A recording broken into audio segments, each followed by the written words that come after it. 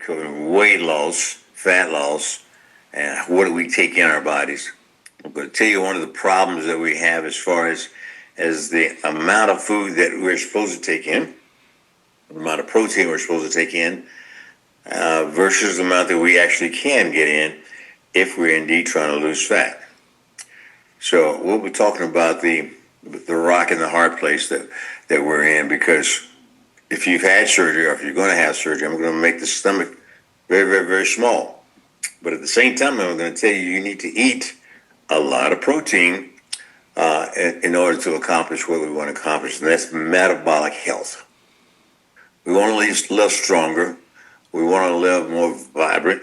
We want to live and quit aging. That's my goal, is to stop this aging process. Now, there's nothing that's going to stop that number. That number is just going to continue to go every single year. But what we can do is to stop the actual qualitative aging process. How many of you all have done your workout for the day already? Or are you planning on doing your workout? And what I mean by workout, today is the day for my dual workout. I'm going to do more walking. I hadn't done it yet. I'm going to do more walking this morning after this webinar. And then I'm going to do some resistance training later on this evening. And we're going to be talking about the timing of everything and the things that you're going to be putting into your mouths and the timing of that, okay?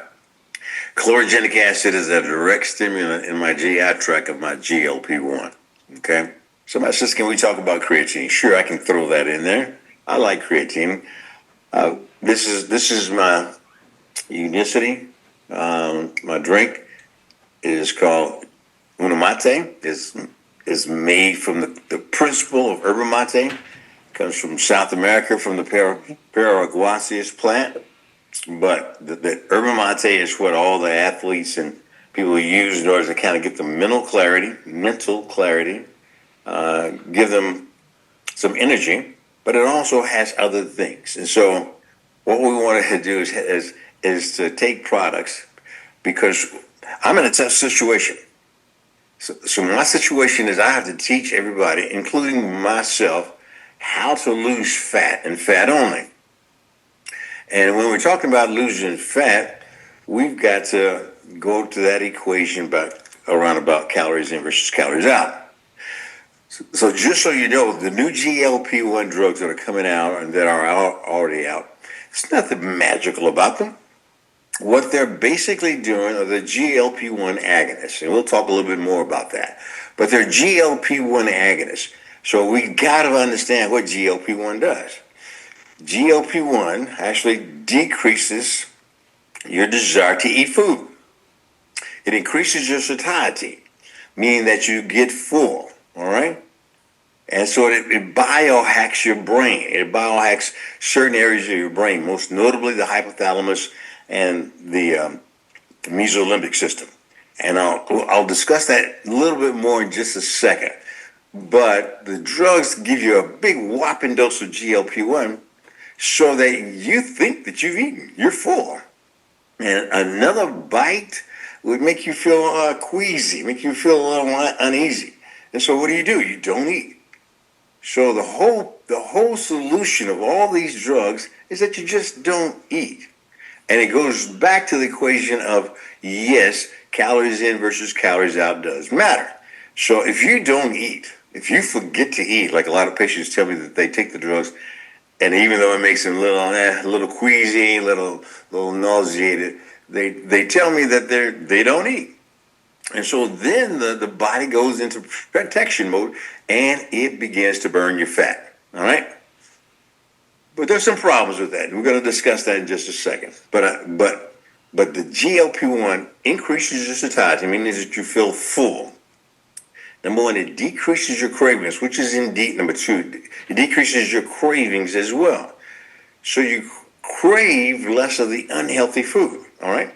So my goal for you is basically not to give you a shot, a high-dose shot that's biohacked your brain and says you've eaten when you actually haven't eaten, because there are consequences to that. And you know those consequences, right? If your body if the GLP-1 drugs goes into your system, goes into your brain, which is where it acts quite a bit because it doesn't burn fat, right? But all it does is just tells your brain that you've eaten, you're full. And it kind of gives you, like I said, it actually stimulates that part of the brain that stimulates the stomach. So it slows gastric emptying. So your stomach is biohacked and it says it's full. All right. So if you eat another thing, you're going to kind of get, can't do it. But that's the problem with exogenous superphysiologic doses of GLP-1. What this is all about is that I'm going to teach you that you have your own GLP-1.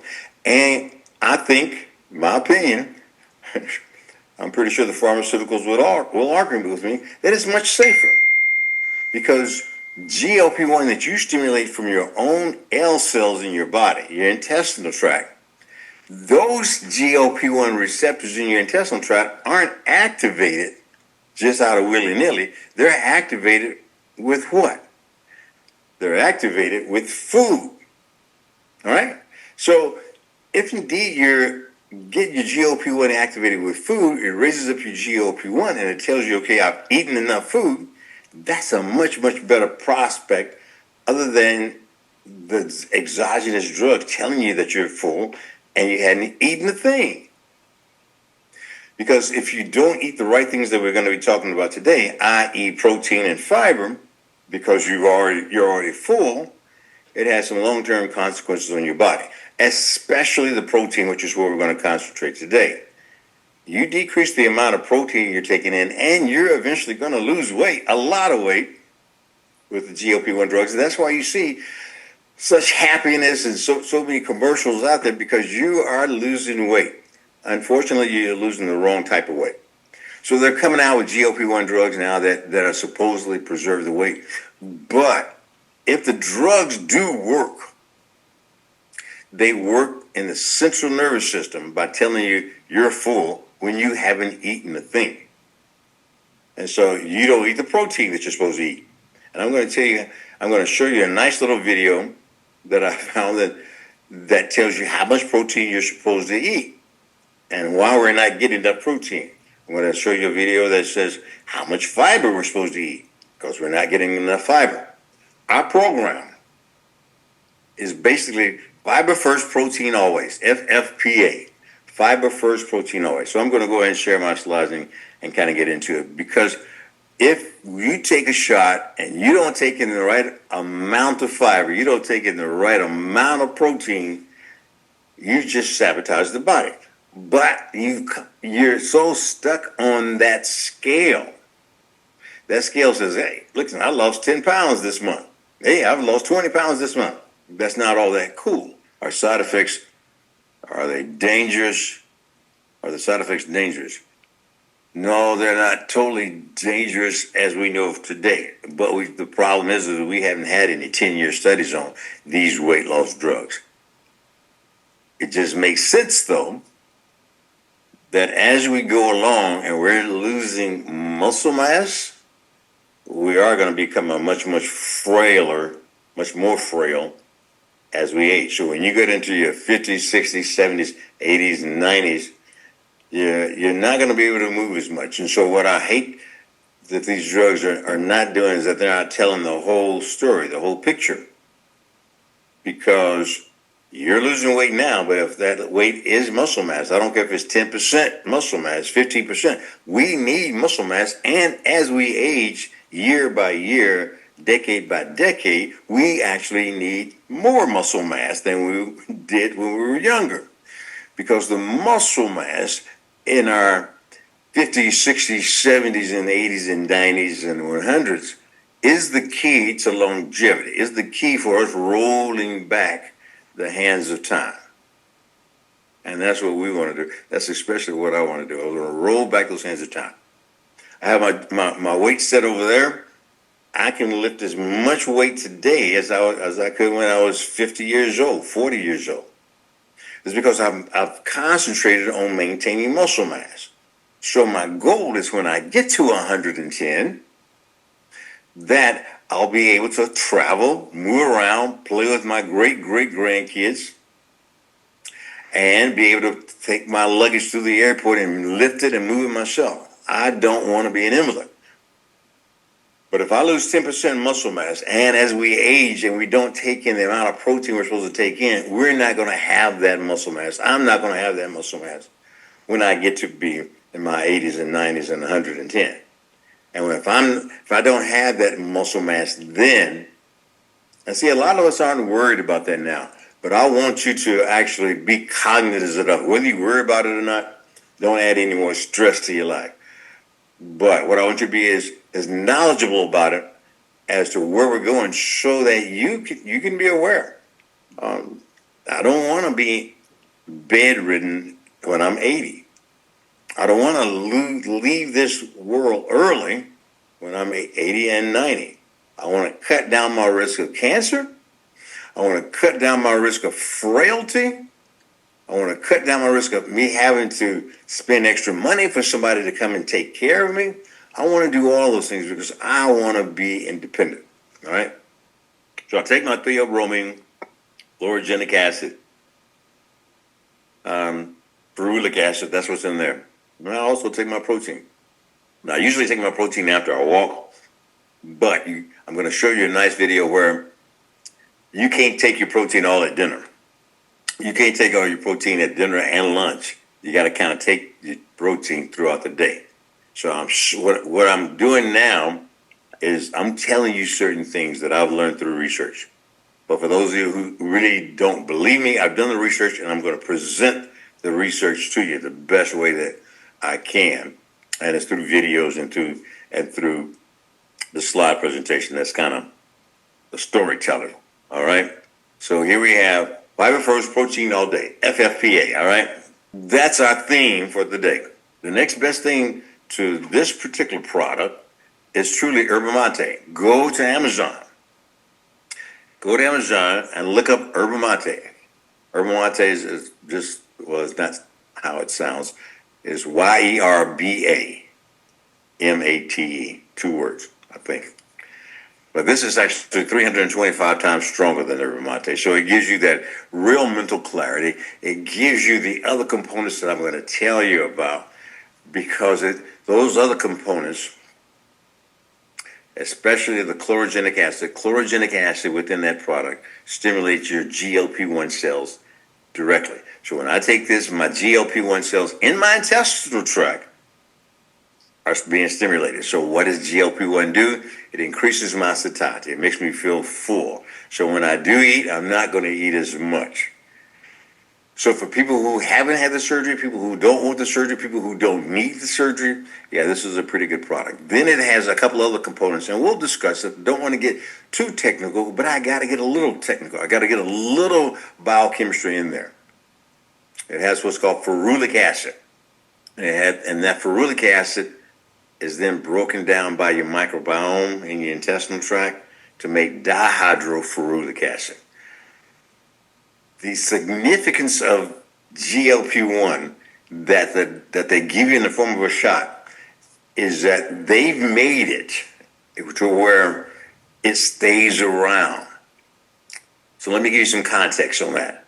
The GLP-1 that we secrete when we eat a protein meal and on a daily basis, GLP-1 lasts around about 2 to 3 minutes. Now, I never figured out why originally that it just only lasts just 2 to 3 minutes in our bloodstream. And so what the scientists did was that we need that feeling full effect throughout the day. And so what they did was they made a compound, GLP-1 compound, that inhibits an enzyme called dipeptidyl peptidase 4, DPP4, don't remember it. But that enzyme is what breaks the GLP-1 down. So as soon as you eat it, as soon as you make it in your intestinal tract from your L cells, it lasts 2 to 3 minutes. You feel full. Oh, that hit the spot. And then all of a sudden it goes down. All right. So their key was, we gotta biohack this thing, and we've got to make it last a little bit longer. So they made it to where it basically didn't break down. And it takes a long period of time for it to break down. So they are blocking the enzyme that breaks it down. They're blocking DPP4. I say all of that because what I've done is to get these particular products looking for that. So what I want is a product that actually blocks DPP-4 because I want my GLP-1 to hang around for a little while. I want to feel full a little while longer after I've stimulated the natural processes of my L cells in my intestinal tract. And that's what that does. That basically the ferulic acid in that particular drink actually binds to the GLP-1 so that it resists breakdown of DPP-4. So it makes it last longer. Okay? And then when it's converted in your intestinal tract to dihydrofolinic acid, and I know I'm getting too biochemically here, but that dihydrofolinic acid actually stimulates GLP-1. The bottom line is that I'm going to show you several ways to naturally make more GLP-1, not as close as the drugs are, but safer. Make more GLP-1, not get nauseated on the GLP-1 that you're taking in, and to keep it around longer. And the product in this that keeps it around longer is the ferulic acid. So now, when you take this, your Herba Mate, you can take it, like I said, you can get it off of Amazon, or if you want a much, much stronger dose, because obviously the Herba Mate that sells on Amazon gives you mental clarity. It has the same effects. But when you get the higher dose of this, it basically gives you that product that binds to GLP-1, keeps it around all day. Then we're going to add on top of that with some fibers that we're going to talk about as well. So the structure that I'm going to give you today is the how and the why of how I take certain things in and why I take certain things in. Because we want to lose fat, but we don't want to lose muscle. And basically, we do want to get more mental sharpness. We want to get sharper as we get older. And we want to stay there. So we want to decrease our brain fog. We want to decrease our chances of dementia. We want to decrease our chances of cancer and other metabolic diseases. So I'm going to give you the package of what we're going to be doing. That's going to be more natural than the drugs that we have to take. Fiber first, protein all day. Remember that. That's going to be our slogan for fiber first, protein all day. This is just a regular old shake. I got this at Publix, and it just kind of gives me 30 grams. And I take 30 grams now, and every 3 or 4 hours, I'll take 20 or 30 grams. And I'm going to show you why that matters. But I want to show you me a few years back. Now, that's a hell of a specimen right there, boy. That's me before at 205 pounds. Probably a little bit more than that. I probably lied. But 205 pounds, and that's me. That's me with a side view. And I look so good that I wanted to take an angled side view. All right.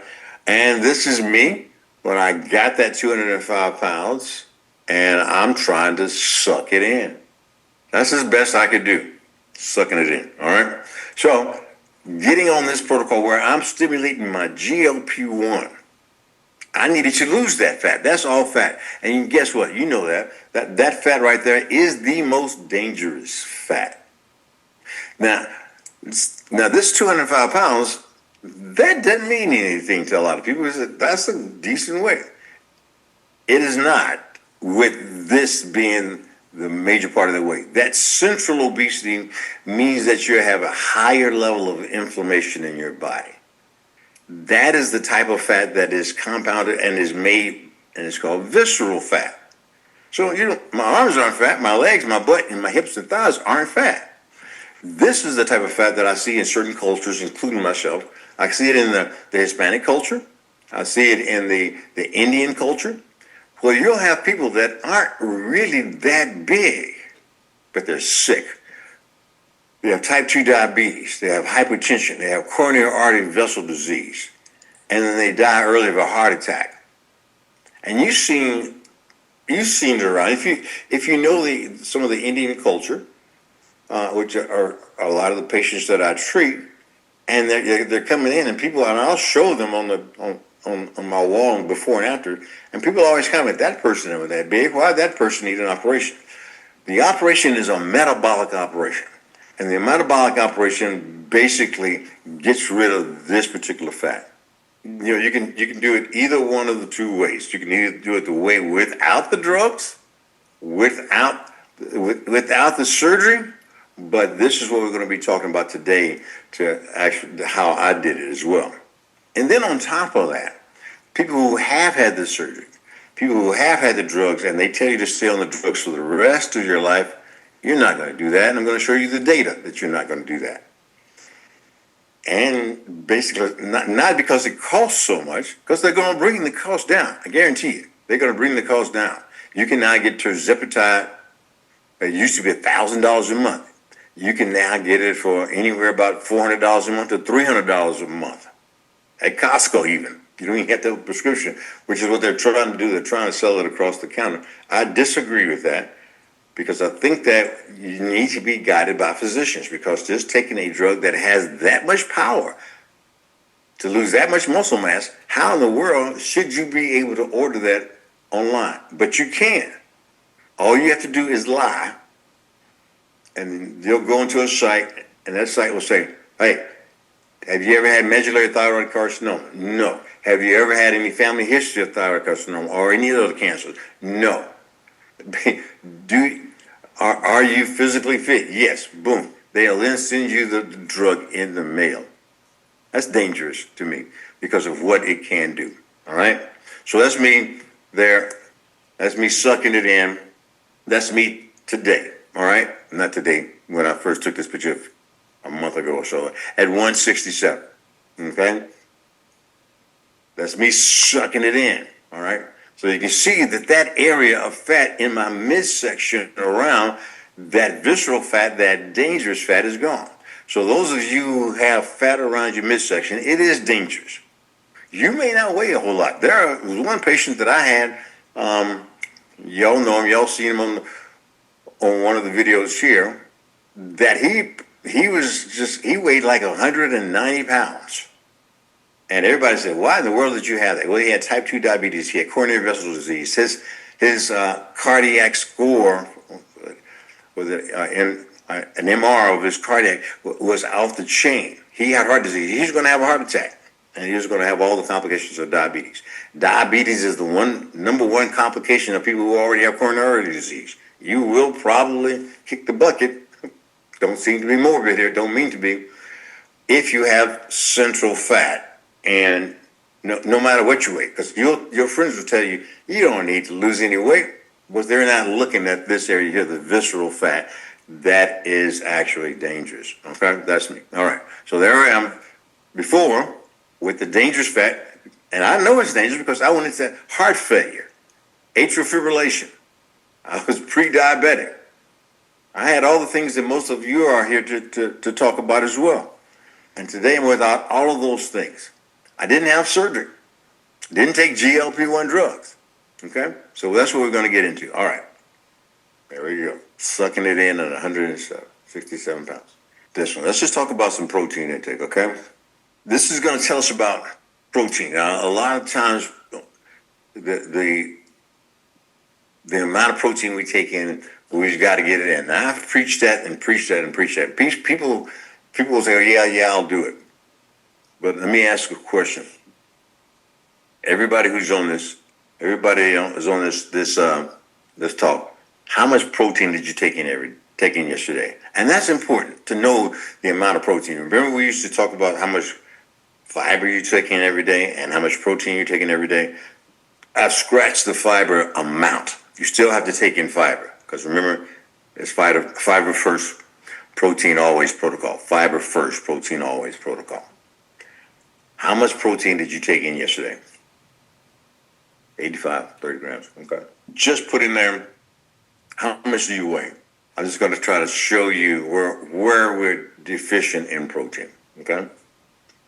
I took in yesterday 150 grams. Now I'm going to show you why. And then I'm going to tell you the problem that we make. Because with the GLP-1 drugs, you can't take in 150 grams. You ain't hungry. Your body tells you that you're full. So one of the first things you're going to do is decrease the amount of food that you take in an effort to decrease the amount of calories your body takes in so that you can start burning fat. But fat is just gasoline. It's just the energy source. It doesn't give you the magnesium. It doesn't give you the fiber. It doesn't give you all the things that you need in order for your body to function. Just like you can't keep a car around just by filling it up with gas. You got to put the oil in it. You got to put the transmission fluid in it. You got to change the tires. You got to do all the other things in order for that car to make it to an old age. There's not a person here on this webinar that has a 1957 Chevy, one of the classics, that they just didn't take care of that car. If they do, it's on blocks. But the people who keep their car, keep it oil, keep the transmission fluid in there, and like I said, the gas is probably the least important thing of all those things. But you gave that car some tender loving care. This is what we've got to do to our body.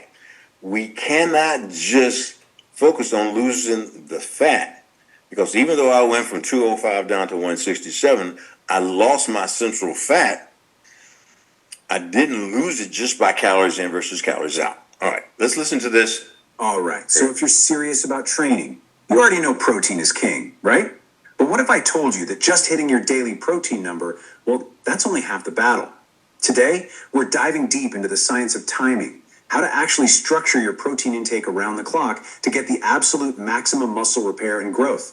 This is the stuff that separates good results from truly great ones. So let me ask you this. Are you really squeezing every last drop of benefit out of the protein you're eating? I mean, think about it.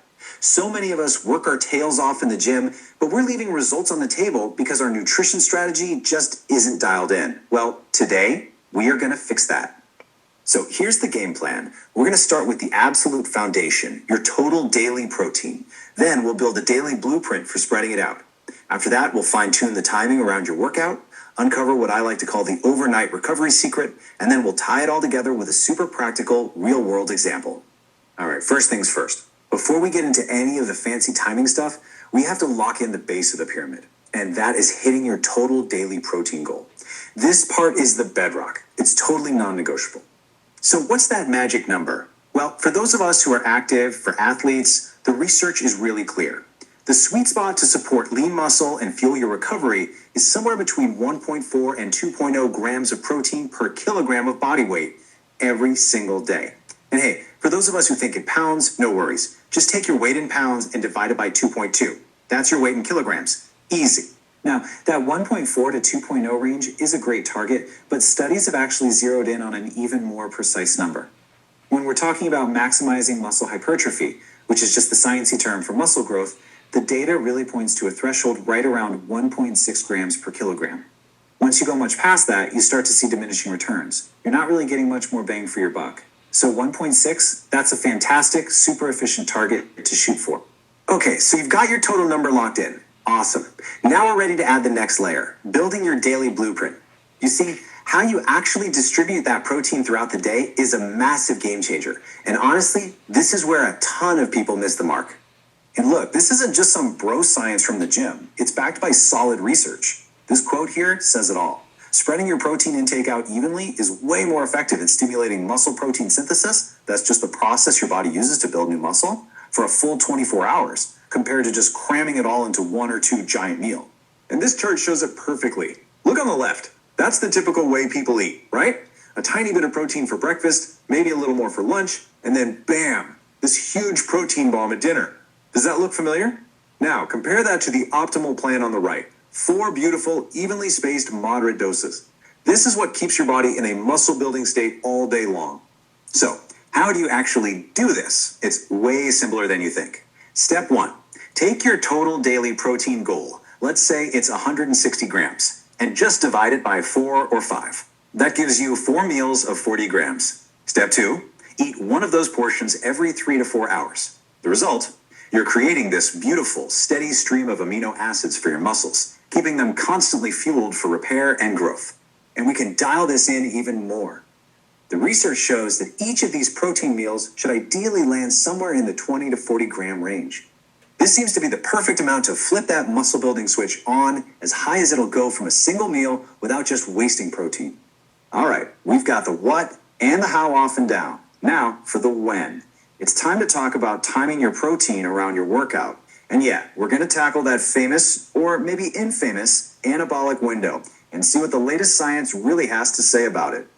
You know the old school gym rule, right? You got to chug a protein shake within like 30 minutes of your last wrap, or all your gains just vanish. Poof!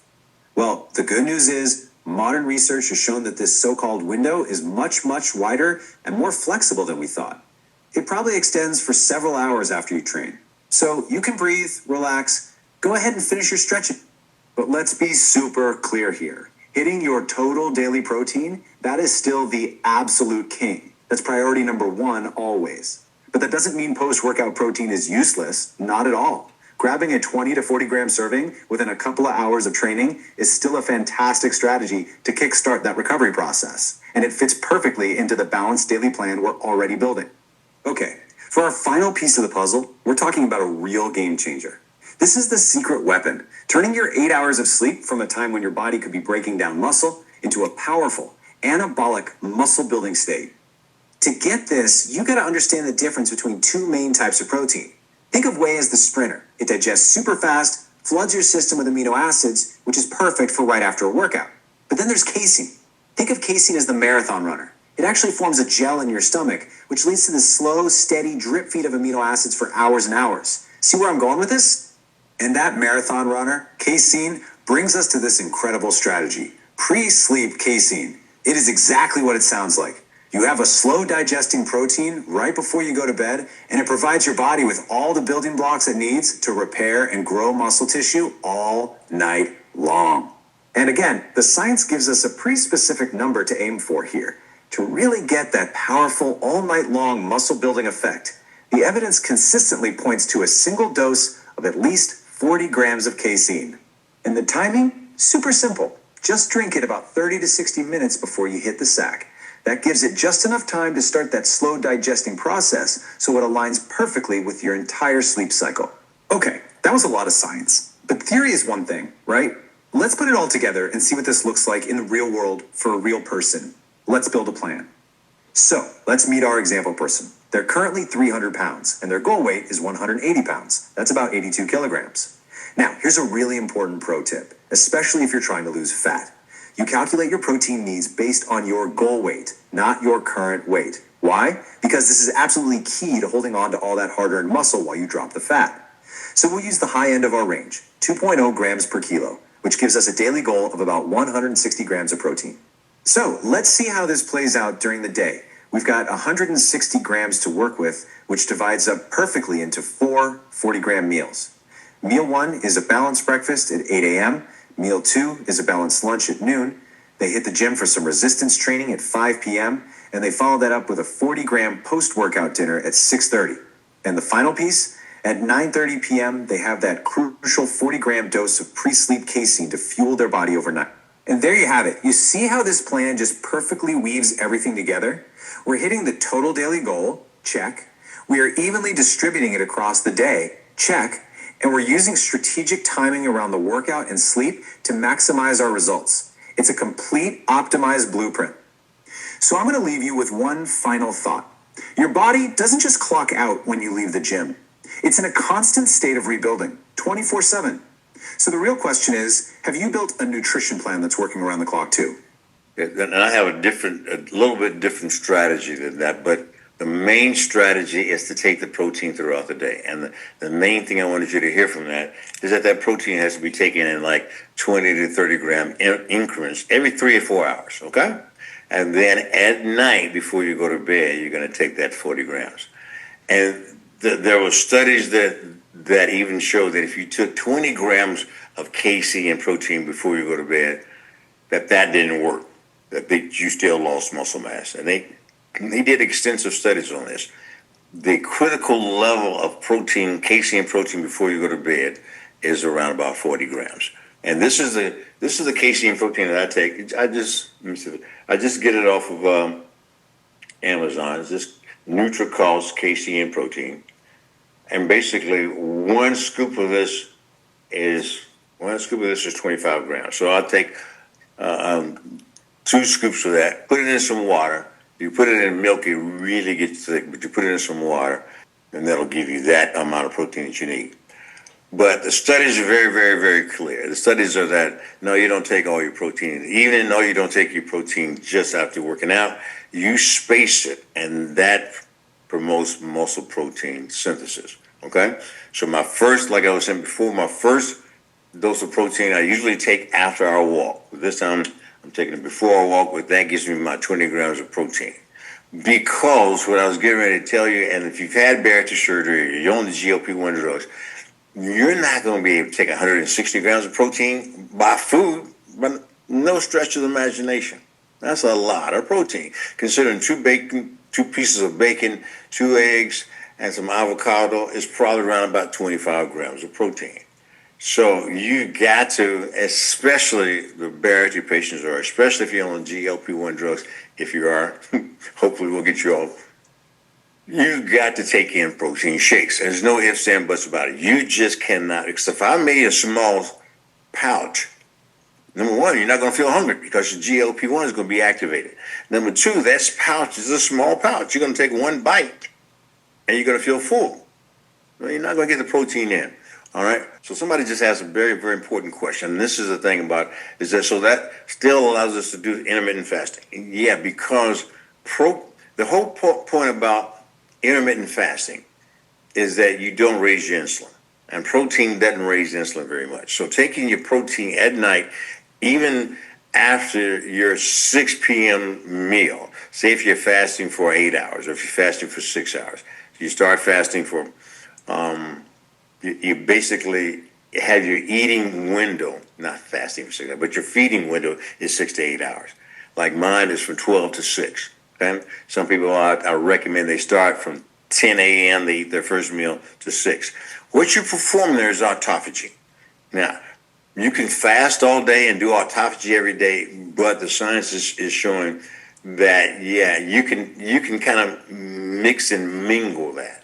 But as long as you're getting autophagy at least once a week, you're golden, okay? And what that means is that keeping your insulin level down as low as possible during your fast, and that is indeed giving you that time for your body to get rid of the junk that is accumulated, okay?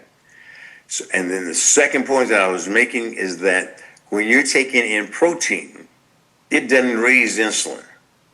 Okay, it raises insulin a little bit, but it doesn't raise it to the point to where you're quote unquote seriously breaking your fast. So yeah, the fasting still goes along with this particular type of program. Okay, what we're going to be concentrating on is again fiber and protein.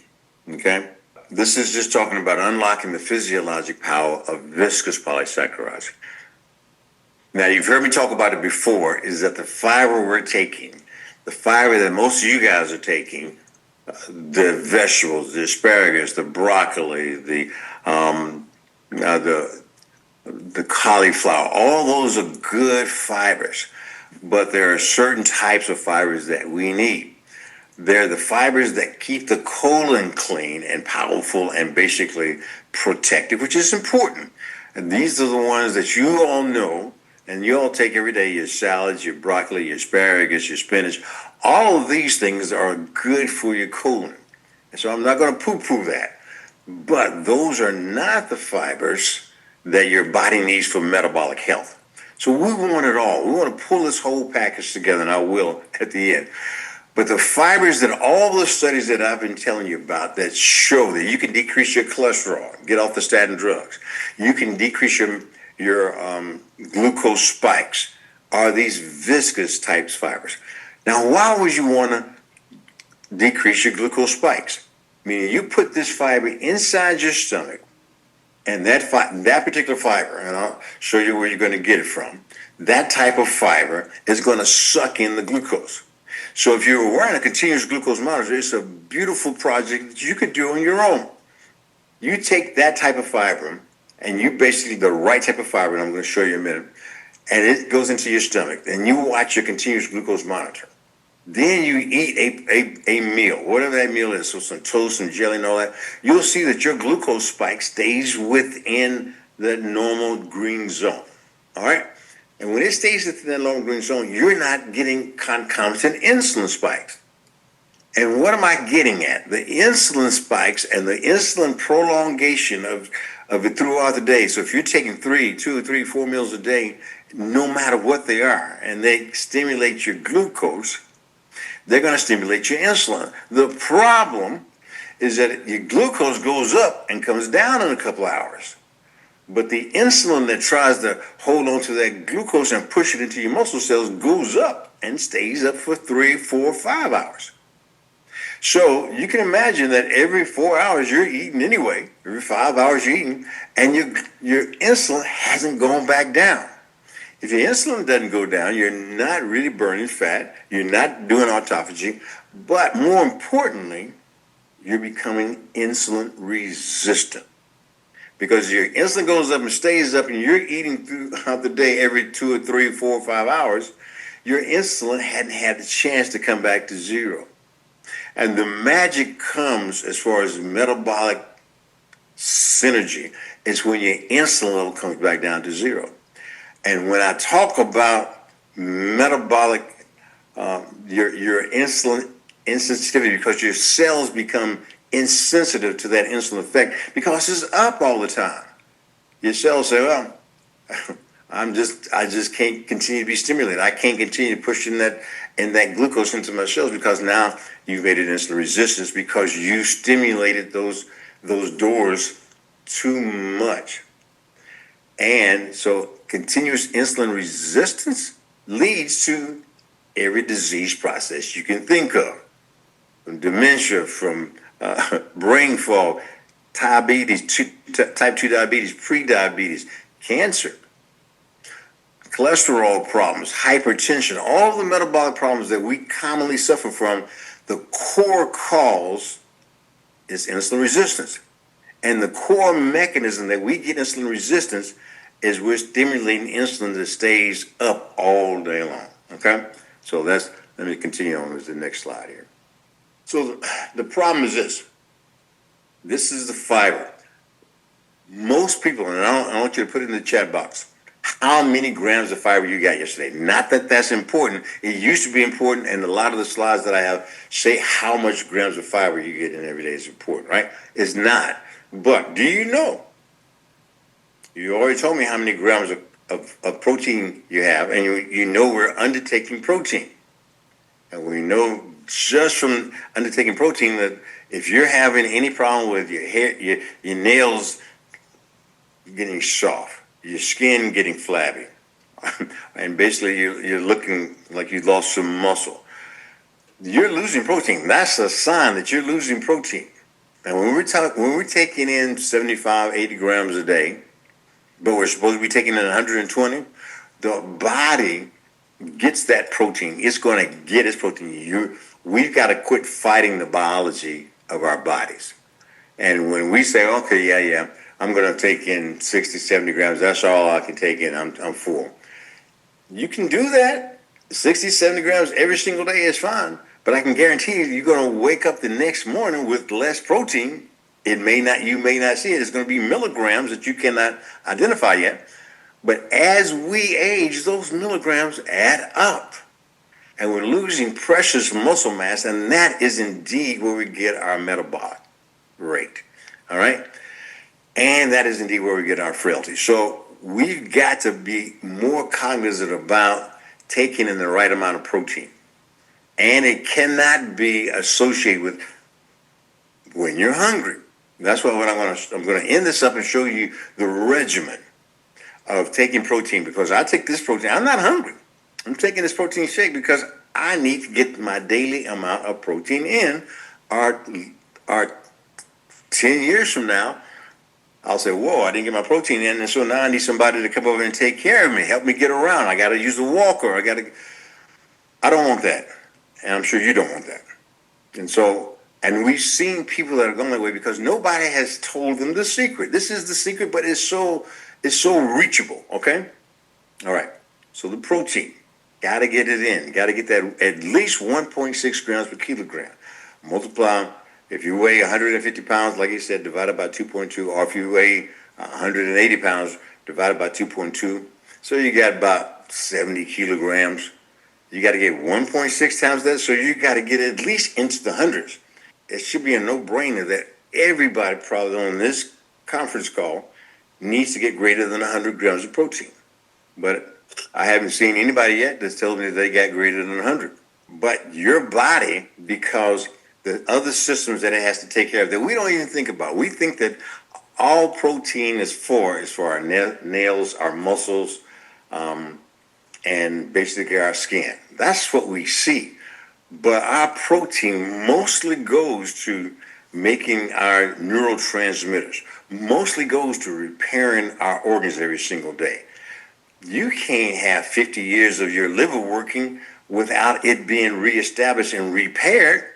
That comes from the daily protein. Your heart is beating every day. You think that heart is beating every day without protein repairing it every day? Our GI tract. So all our protein goes into all these other organ systems. And in order for our bodies to survive, it's going to take care of all those systems first. So when we get less amount of protein that we need, we're robbing our GI tract. We're robbing our number one use of protein is our immune system. How we keep colds away and how we keep bacteria away. We're exposed to bacteria every single day. I'm breathing bacteria now. You are too. But our GI tract and our respiratory systems are lined with so much protein-made items like white blood cells, lymphocytes, all these are protein sources that is protecting us. But it has to be regenerated every single day. And so when we rob ourselves of the amount of protein that our body says we need 100 grams of protein in order to keep our GI system, our immune system, our repair system intact, and we don't get it, we're going to get sicker. And it's going to rob it from the most liable source that we can, our skin, hair, nails, and our muscle. And there's a cascade of what happens after you lose muscle. That was a long way, right? So let's not talk about fiber. So the problem is that we're getting 10 gram fiber. Let me see if anybody put it in there. I did 110 grams. Great. All right, take 20 grams 5 times a day. Okay. I have neuropathy with protein therapy. Help me. It depends on what the neuropathy is from. So the neuropathies can be a lot of things. I'm not giving you any medical advice, but a neuropathy can be, pre-diabetes or something of that nature, but I can't really tell you online here what the neuropathy is due to. It could be a lot of things. All right. So we're getting 10 grams of fiber a day. That's the average American. The fiber gap leaves the gut microbiome undernourished. That is the thing that you're going to be hearing more and more and more about. You thought that you're hearing more and more about AI. The microbiome is just coming to our knowledge bases. It's been out there forever. But we're beginning to know more and more about it.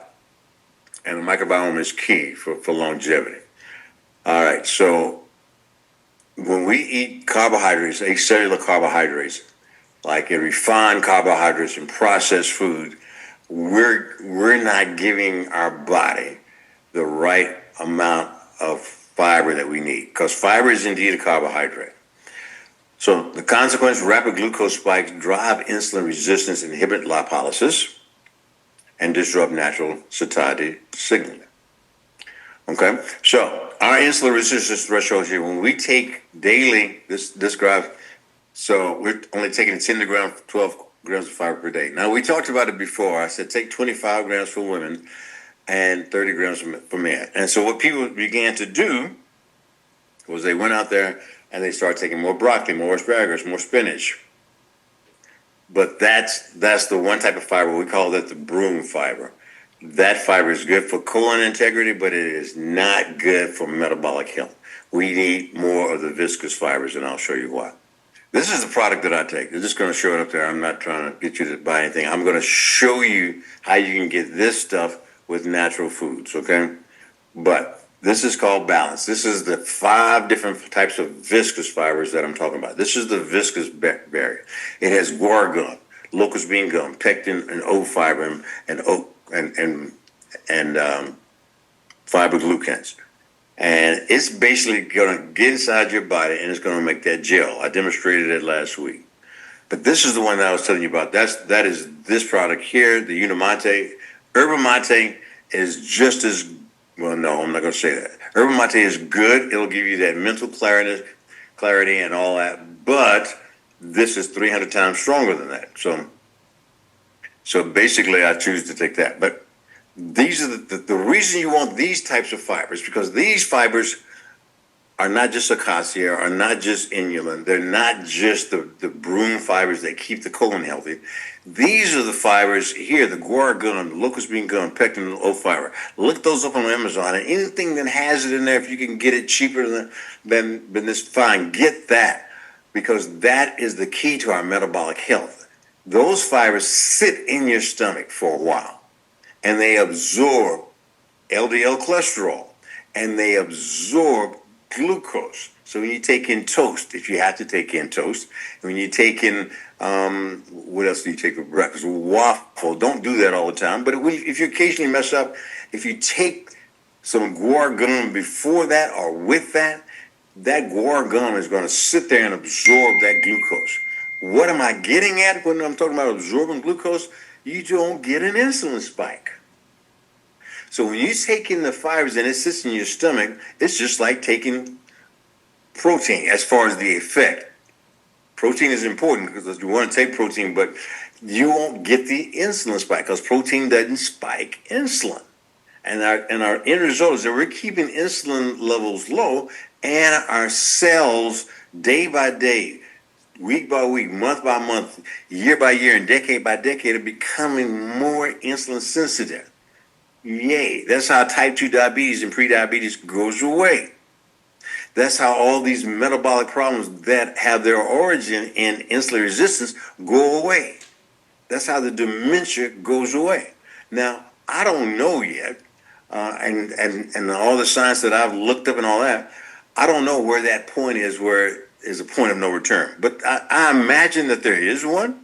I just don't know when that is. So I just encourage everybody to do everything in their power right now to decrease your insulin spikes. And that includes getting these types of fiber. Now, this is basically a conglomerate of the different types of fiber in that one packet. If you can get guar gum, the psyllium husk that you get sometimes off of Amazon, the psyllium husk is good, but most of the time it's hydrolyzed, and basically it doesn't form that gel in the stomach. But psyllium husk is better than nothing, okay? All right. And then you couple that with our elevation. This basically has two functions. It's metabolically by decreasing your glucose spikes, that decreases your insulin spikes and gives your cells their insulin sensitivity back. But it's also a fiber that feeds your microbiome. And when it feeds your microbiome, the byproduct of your microbiome getting fed is butyrate. Butyrate helps keep the colon nice and clean and with the good mucus, and it stimulates GLP-1.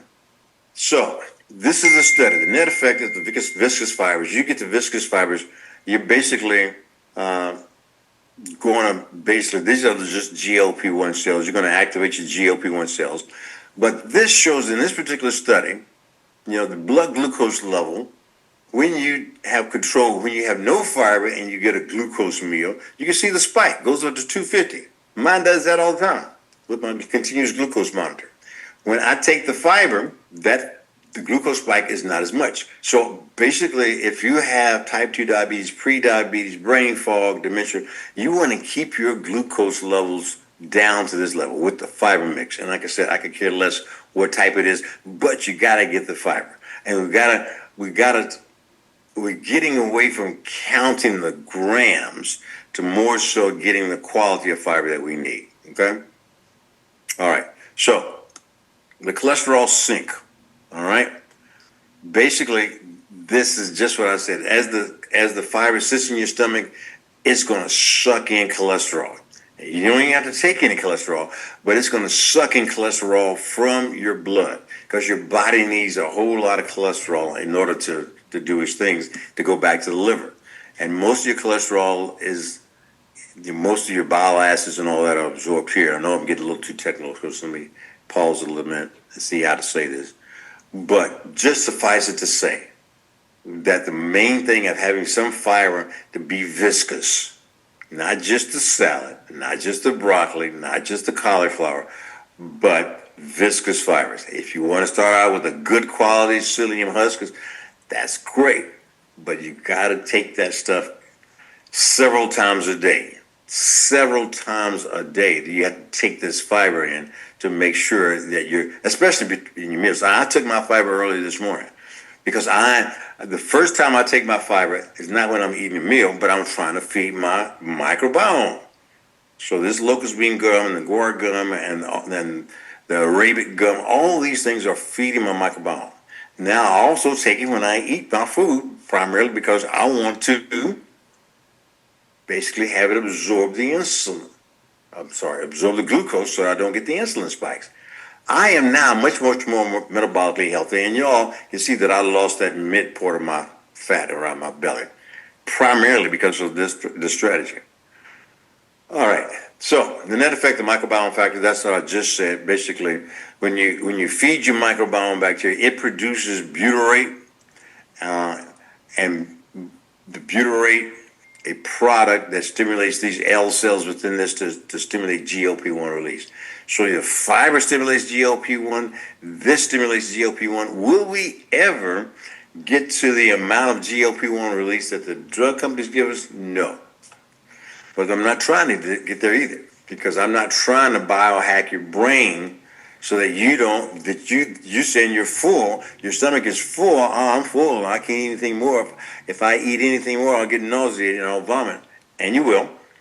And so you tend not to eat. What is the first thing you tend not to eat? Your fiber and your protein.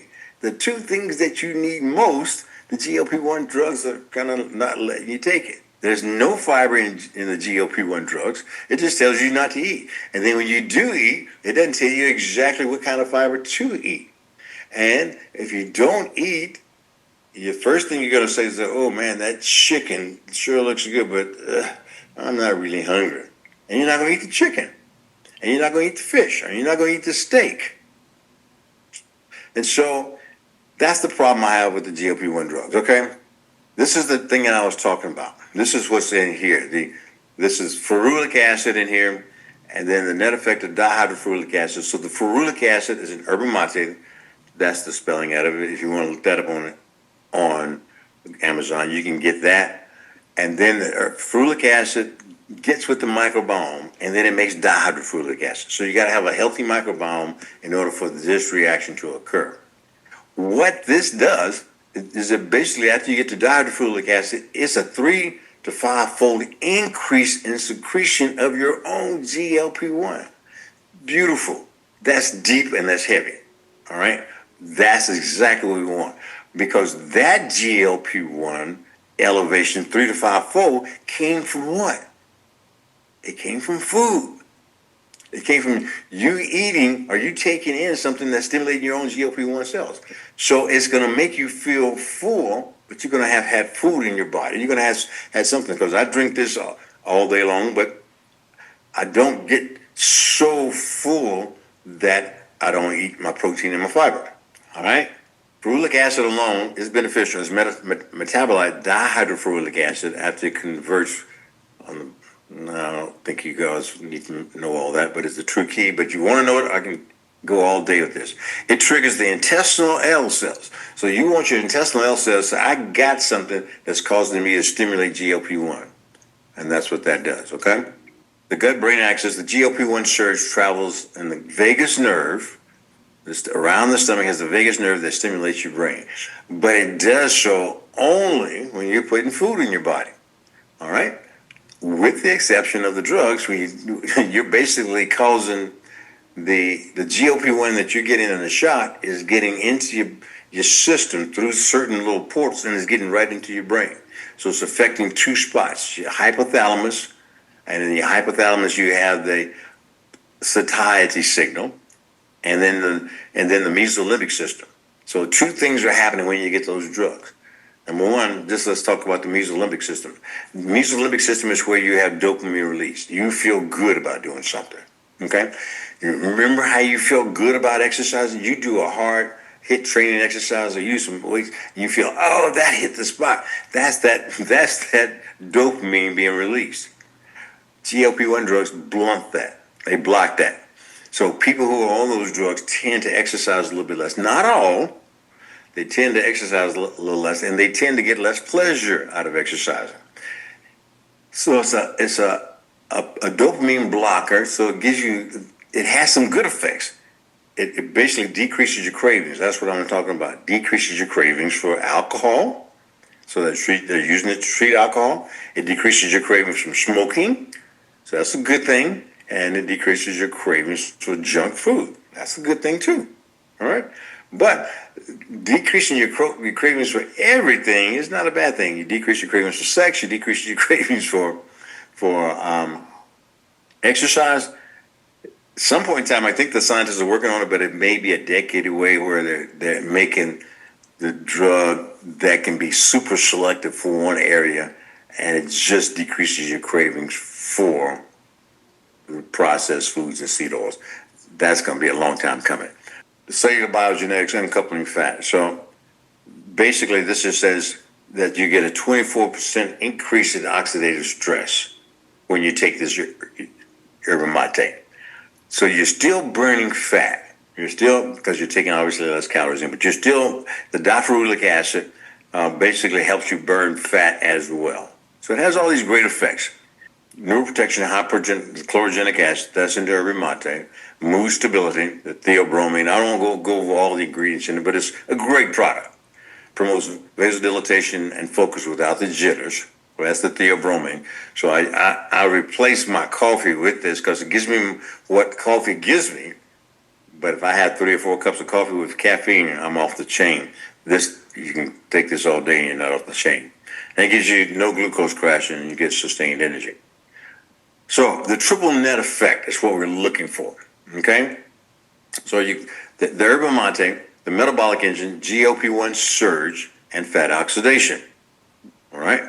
The viscous barrier with the fiber you're putting in is going to take in the glucose, and therefore your insulin is not going to respond. So you're going to get a continuous level of glucose and a continuous level of insulin, making your cells more insulin sensitive, and that corrects all the problems associated, most of the problems associated with insulin resistance. And it activates your microbiome. So the triple net effect. All righty. So this is adipose tissue with mate supplementation and the control. This is basically just kind of burning of more fat with mate. Muscle tissue with the mate supplementation, you maintain more muscle mass. So the subjective experience is food freedom, control, cessation of constant hunger signals, clarity, elimination of brain fog via glucose stabilization, and endurance, steady energy from fat oxidation.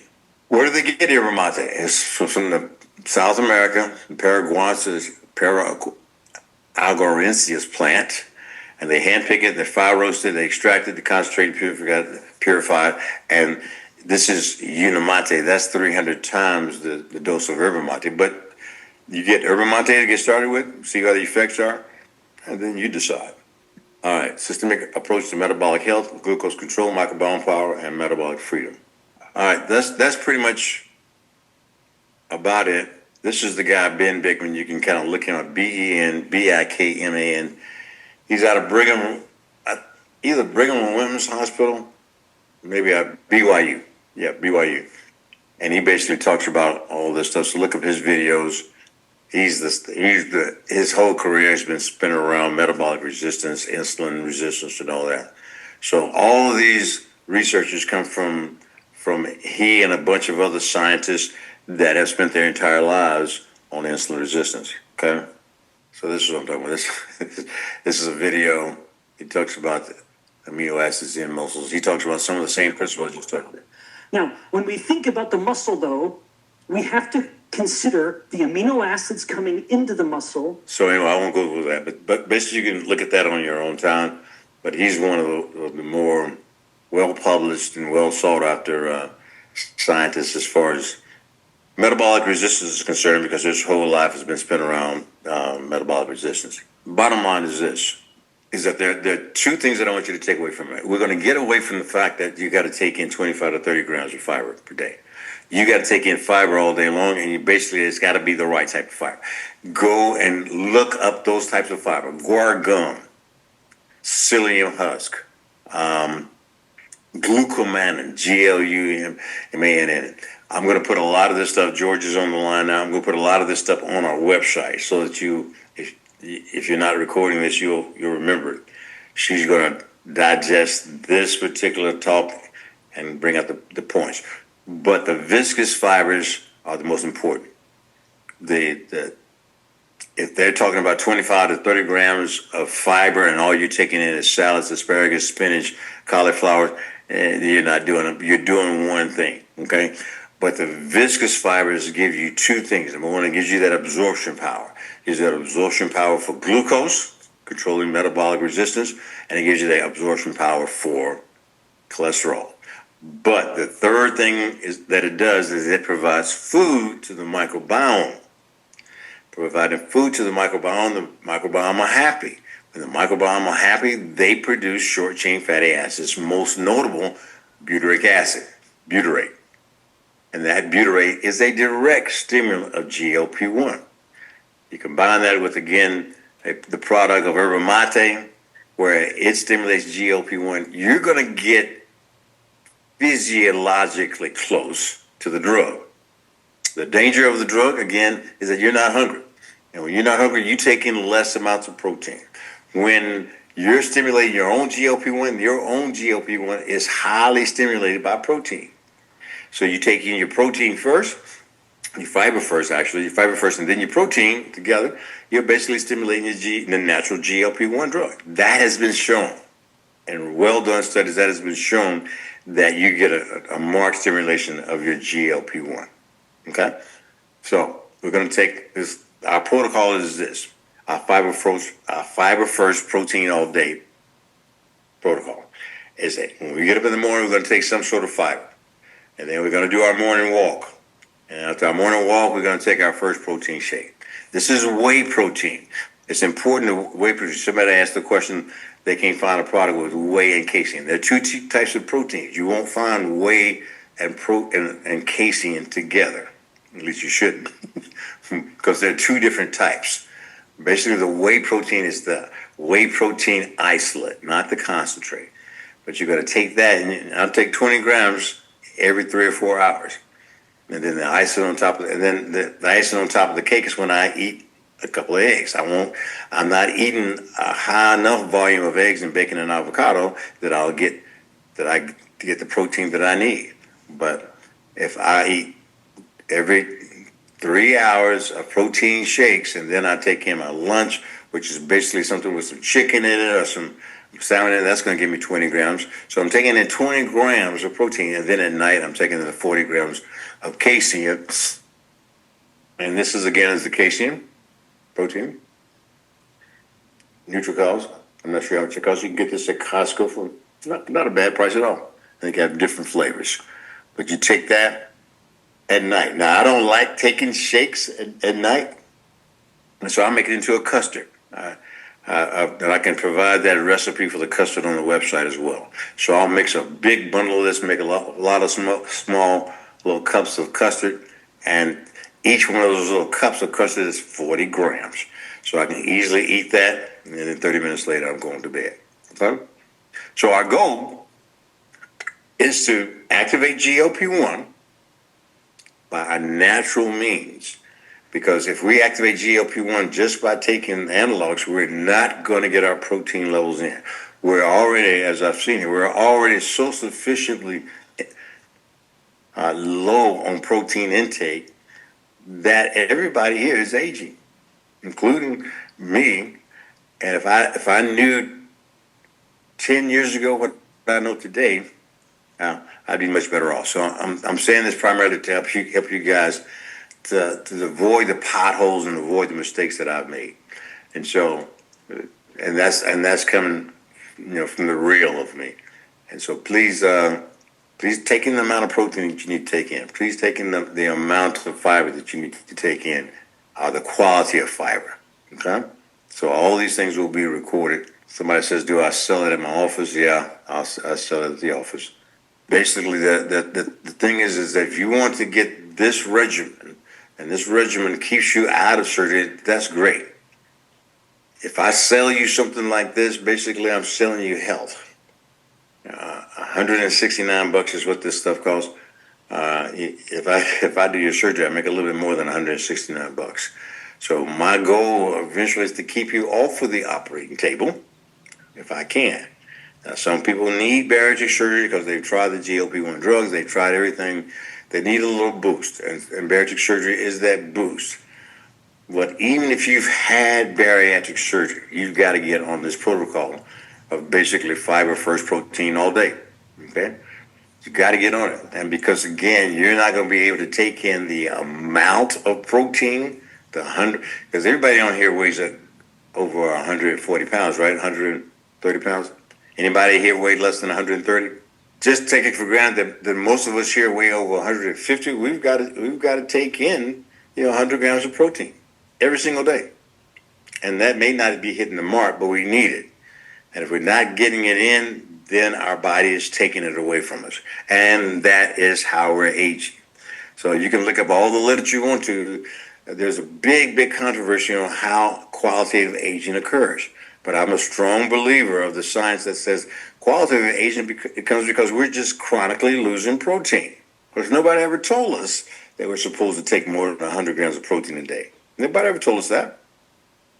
But if you don't, the body will get that protein because it needs to repair the heart, it needs to repair the lungs, it needs to repair the liver, the kidneys, it needs to repair our immune system. And that distance is not coming from free. That comes from protein. When we don't give it that protein, you're going to get sick. You're going to get old. And that's what qualitative aging is all about. Chronic aging, quantitative aging, you can't do anything about. I'm going to be 1 year older next year. Okay? All right. I'm winding up here. Just let me know if you've learned anything new today. Put that in the chat box. And I will, again, I'll send to everybody who has the email address on there, I'll send you the information on how to buy the product, because you can get this product. If you go to get these purple sweet potatoes, that's where the guar gum is. There are certain types of foods that we just don't have here in America that you can get these types of fibers naturally just by eating food, but we don't have those foods here. And that's the strangest thing in the world, because all the studies on glucose release, on glucose stabilization, on insulin stabilization, and cholesterol stabilization came from these fibers that we don't have. So they did the studies on the fibers that we do have, the broccoli, the cauliflower, and they didn't even come close to touching our metabolic health. They came close to keeping our colons clean. So we may get less incidence of colon cancer. But to me, take fiber, and it should be a variety of fibers. Okay? All right. I'm going to make a batch of that custard today that has the 40 grams of casein in it. I'm going to have a video on that and I'll show you how to make it. Ladies and gentlemen, as always, I appreciate your patience and your taking your hour and a half and being with me on a Saturday morning. I know you don't have to be here, but now I want you to go out there and get healthy and stay healthy, because, again, to me, the healthier you are, the more you're going to enjoy life. I really, really believe that, because my enjoyment of life has just slowly gone up. And I'm looking at some of my friends and colleagues who are still around, and their enjoyment of life is just kind of hovering along. I'm a firm believer of what I'm talking about. You will enjoy life if you improve your health, and this is one of the best ways to do it. Okay? Thank you all a lot. We'll see you all next week. I'm going to have something exciting and new for you next week, so be sure to come on in and invite your friends. This is free. What's better than free information that you can help somebody get a little healthier? Okay? And all these things you can fact check as well. Thank you, and I'll see you next time. Bye-bye.